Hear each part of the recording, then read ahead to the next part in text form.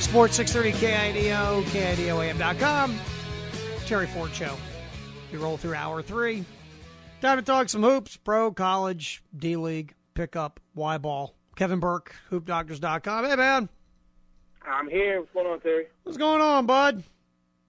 I don't know. I'm trying to figure out this whole VCU Butler thing. I don't know. Now, are you happy with that? The fact that there's going to be a Cinderella in the championship game? Or are you like, two of them, we don't need two, we just need one? Yeah, I just wrote something today. Is this good or bad for college basketball? I'm torn. I guess it's good that if you like the Cinderella story, you love it, But if you like the Cinderella story, you're also upset that they have to play each other in the Final Four. I'd rather one be represented than a potential national championship game against, VCU versus Butler. So if it has to be this way, I guess I'm happy. No, I'm a traditionalist, Terry. I'd rather the big names. I'd rather see the Connecticut or the Kentucky, advance and win as opposed to the small school, because I've been a proponent of the notion that there is no parity in college basketball. I still think that if VCU runs the table and they win a national championship, there's still no parity, because they would not be the best team in the country. They would be the team who won the NCAA tournament, if that makes any sense. The fact that their admission into the tournament is still questioned, that shouldn't be overlooked or forgotten. That should show you that they are potentially the team who got hot at the right time and could win and could be a national champion. So, unfortunately, this year, if one of those two schools wins it, it will show you that they just happen to be the team who won the NCAA tournament. Well, it'll be a beautiful story, and Disney will have it, and and then we'll have Kurt Russell playing the coach with Emilio Estevez, and we'll have Brad Pitt playing one of the Matt Howard, and it'll just be Will Smith will play Shelvin Mack and blah blah. But and I'm a guy. I like Cinderella. I do like to see, because the deck is always stacked so against the mid majors or the non AQs. But I will say this. A VCU Butler championship game would have been death. Would have been awful. Because the Cinderella, we don't want to see Cinderella go up against Cinderella. We want Cinderella, to take on the wicked stepmother. We want David and Goliath. We don't want David against David. That sucks. Yeah. So we don't want two of these of the same. So you're right. The way this is set up is the way it's got to be, because it would have been awful to have Butler VCU. And I'll say this all about Butler. Butler, back-to-back Final Fours, if anybody thinks Butler's still a Cinderella right now, no, they're not. They're not the Cinderella anymore. VCU obviously is, but Butler, when you go to back-to-back Final Fours and you came within, really, no one talks about Gordon Hayward missing the baseline jumper that could have won the game. We all talk about that half-court heave. So Butler was in a great, great position to win the national championship. And if they did, Kevin, we might be talking about back-to-back championships from the Horizon League. Think about that for a minute. This whole thing, what happened last year and what's happening now, I really cannot wrap my head around it. I don't know. I really don't know what it means. I swear to you, you're right. Butler could have gone for a back-to-back chance. But think about Butler's run this year. The whole Pitt game, Florida. They played Wisconsin. They played some very, very close nail-biter games. There was a point in the regular season in the Horizon League, they weren't even sure if they were going to be even, get a ticket to the dance. Yeah. So they kind of, so they kind of had the whole. So I don't know what's better. I don't know if it's a fact of are the best teams represented in the Final Four, or is it, teams are in the Final Four and let them duke it out. I'm not. I can go either way on this. But at the same time, it's a great. If Butler ends up winning this, when you go back to the original point, you're right. Butler is not a Cinderella anymore. Butler is. I guess technically they're a mid-major if you want to put them in a group, but I think they've somehow built a legit program at Butler University. I have no idea how that happened. It's great for college basketball. Brad Stevens looks like he's sixth man off the bench. It's amazing. Brad Stevens is 34. Shaka Smart is 33. The combined age is 67, and Jim Calhoun is 68. Exactly. How funny is that? Kevin Burke, HoopDoctors.com, Sports 630 KIDO, KIDOAM.com, Terry Ford Show. Hey, Jim Calhoun could be their grandpa. How about that?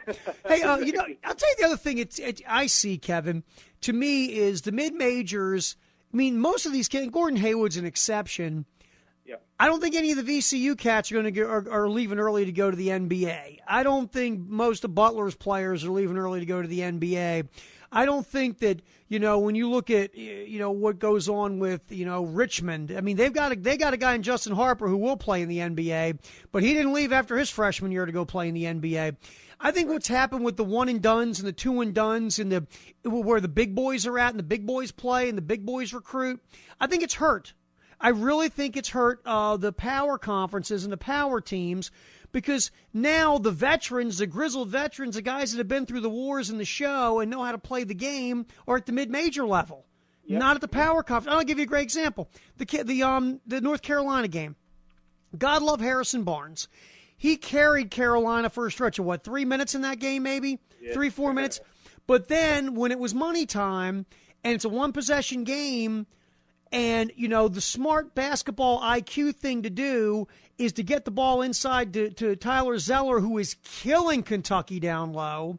Harrison Barnes takes a crazy three. Why? Because it's like, Kevin, it's like anybody play basketball. I'm feeling it, dude. Yeah. I've scored like 8 straight points. No, bro. Now it's time to take a breath, go inside, tie the game. But he takes a goofy shot. Why? Not a lot of game experience, Kevin. Not a lot of going through the wars and the battles and being grizzled. And that's one thing. We've seen a lot of brain farts this year in the NCAA tournament, and you've seen a good share by these young hotshot players who don't have game experience, and they've cost teams, chances to win or at least go to the Final Four. No, that's an excellent point. So maybe Butler, VCU, and Richmond, and whoever, Liberty and Davidson, whoever, they have right. David Stern to thank for their the advancement of their programs, because the one and done rule, these guys are going for 1 year and jumping ship, which is why I kind of segue. And I actually spoke with John Thompson the other day. Not him, his father, the older John Thompson.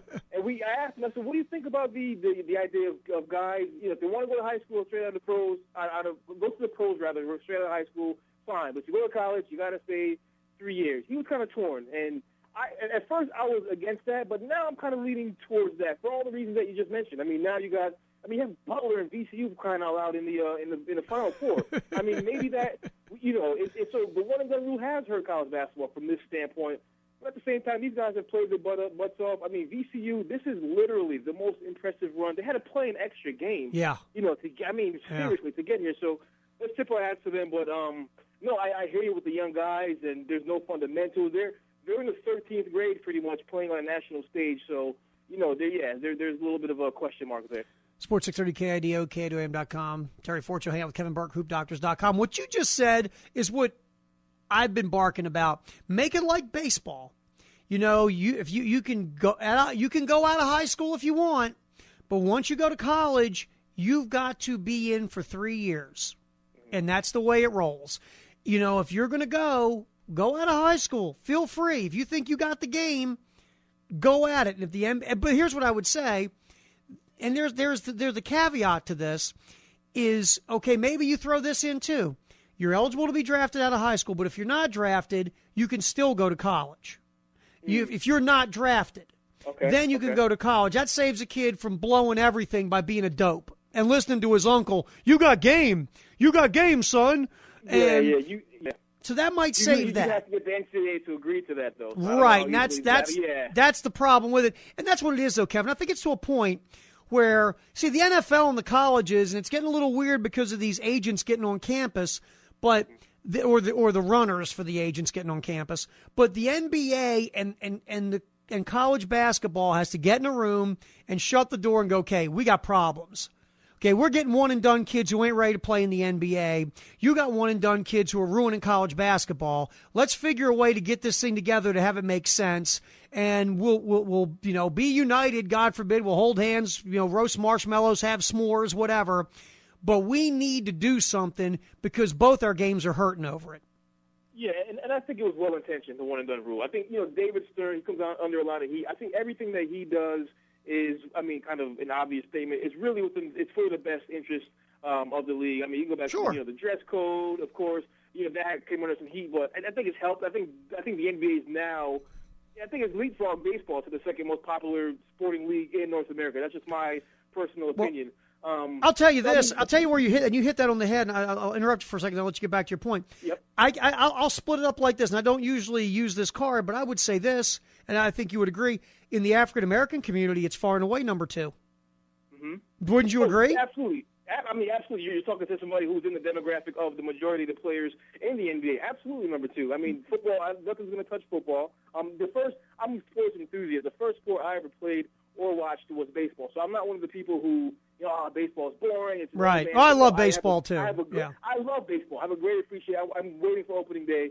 But I do think, just keeping my personal experience and my background aside, I do think it has leapfrogged. But yeah, in the African American community, it probably has always been number 2. You're right. You're absolutely right.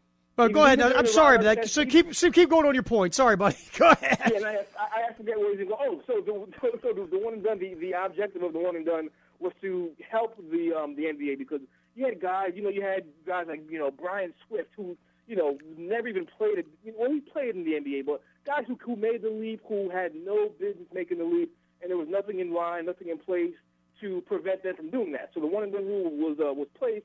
In turn, it kind of hurts college basketball. But if I'm David Stern, and I can go a million ways on this, if I'm David Stern, I'm thinking, hey, some onus has to be placed on the universities to preach to these young men the importance of education and staying in school. That sounds like a pipe dream, but if I'm David Stern, and that's really my, I guess, leg to stand on, and that's really what I'm going to harp on, because the onus can't all be on him and the NBA. Some has to be on the university to, again, this is school. This is college. Go to class, get a degree. No one can take it away from you. But somewhere along the lines, that responsibility was not. It's not really being emphasized on the university. Well, and I think part of that, obviously, gets thrown on the university. But here's the other sad part of that, Kev. Once they get to you on the university level, that's already been poisoned for a lot of these cats, because, again, they've been told by AAU guys, they've been told by street agents, they've been told by family, bro, you're going to be in the show in 2 years. They get to college, and God love a coach or an educator going, you need a college degree. Only 1% of college basketball players go to the NBA, and blah blah blah. And he's looking at you going, yeah, whatever, dude. All I know is this. I'm going to be in the league. Why don't you get some dorky dude with a pencil pack to take my test? Because I don't care. I'm going to be in the show. And it's a tough thing when they get to you at 18, and this thing has been poisoned by all these other people. It's tough for you to go, hey, kid, you need to get an education. And so the whole thing is just it's gone down such a bad road, Kev. It has, which is why I find stories like, Michael Jordan or Vince Carter refreshing. Guys who leave early and go back and finish. If I'm not mistaken, Vince left after, I want to say, second year. I think went back and finished 2 years worth of schooling. I mean, at that point, he was the NBA. Vince Carter was the face of the NBA. He actually went back, and that's so refreshing to me. Yeah, and I'll tell you the other part. And then there's stories, again, when you have these kids there, and you can even go, hey, I want to show you a DVD of the life of Lenny Cook. Yeah. Who's he? That's right. You don't know who the hell he is, do you? Here's why. He was the number 1 high school player in America till he got schooled and embarrassed by LeBron James. And here's what happened to his life. And, I mean, those are stories everywhere, but those kids don't hear those stories. They hear about Kobe Bryant. They hear about Kevin Garnett, and they hear about Tracy McGrady. They don't hear the stories of the guys who had it, thought they were going to make it, didn't work out for them, and now they're like, oh, clean up in aisle 3, Lenny. Can you bring the broom and the mop? Lenny. Seriously. That's the issue. Yeah, young guys, I really don't think I don't know how we got on this topic, but I don't either, guys, but that happens sometimes. And young guys, they have no knowledge and appreciation of the history of the league. None. I mean, I saw an interview, DJ Augustine, young point guard from Texas, who's now in the Bobcats. He was talking to Kenny Smith about Kenny Smith and the Rockets. They swept the Magic in the '95 playoffs. He was reliving if you watch Kenny Smith on TNT, he's like he makes like the smallest thing in his career sound like it was the greatest shot in NBA history. I know. Which is what I love about Kenny. But he was talking about during the NBA Finals that year how he hit that 3-pointer in Game 1. He pumped fake Penny Hardaway. He just relived it. He relived a great moment in NBA Finals history.